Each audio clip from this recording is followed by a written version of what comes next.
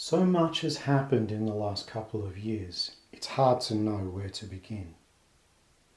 My eldest daughter, Jasmine, came to live with me in the garage and stayed for almost a year. Jazz had been crying out for help throughout her adolescence, but lacking the financial resources required to go private, we were unable to access the medical services that she needed. Also, I am afraid that for the longest while I was in denial in regards to her mental health.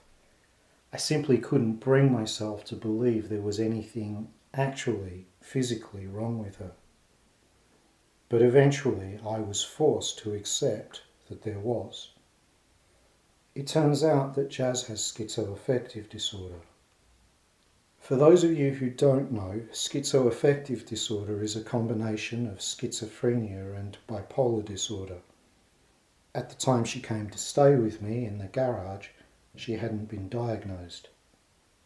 That year in the garage was extremely difficult, to say the least, for the both of us. I gave Jasmine my bed and I slept on the floor. The first couple of months were easier as I still had the use of my car, Odie. But when Jazz had been with me for only 2 months, it happened that one night I was pulled over by a highway patrol policeman. Odie's tail lights weren't working. Of course, I was given a canary, and of course, when I took Odie to a mechanic to have him checked out, it turned out that fixing all the minor problems required to bring him back to a roadworthy status was going to cost more than he was worth, certainly far more than I had. Needless to say, his registration eventually expired and he ended up sitting, rusting away unused in Doc's driveway. Meanwhile, Jazz and I were forced to walk to the local shopping centre, 15 minutes away, every time we needed to use a toilet.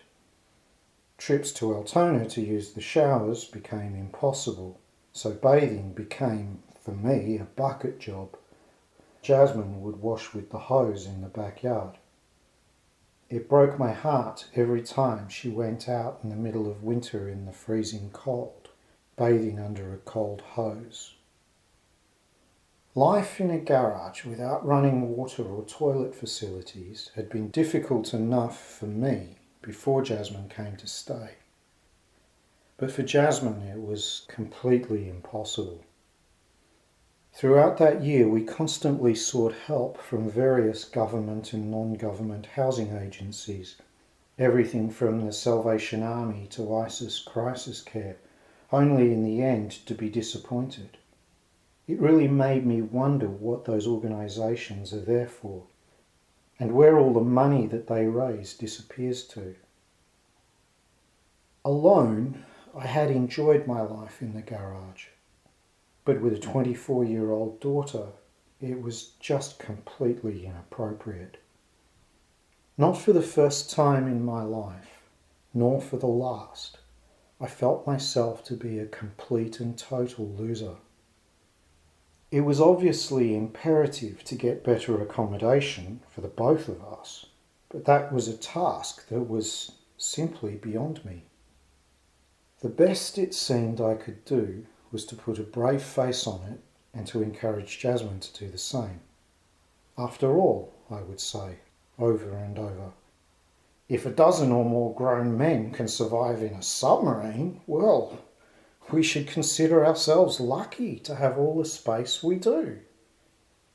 And although life was very difficult, it did have its moments.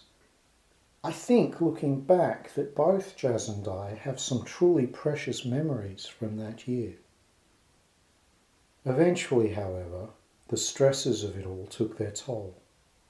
Jasmine had a major psychotic episode and ended up spending almost 2 months in hospital. Hitting rock bottom finally drew attention to her plight. That was in early 2014, and since then she's been in receipt of the medical attention she had for so long and so desperately needed. She's medicated now and on the road to recovery. We're both living on the other side of Melbourne in government housing, with our dogs Mia and Randall, and the newest family member, Panda. Life's definitely easier now, but I haven't done any work on Yet Zero in a very long time. So, where to from here?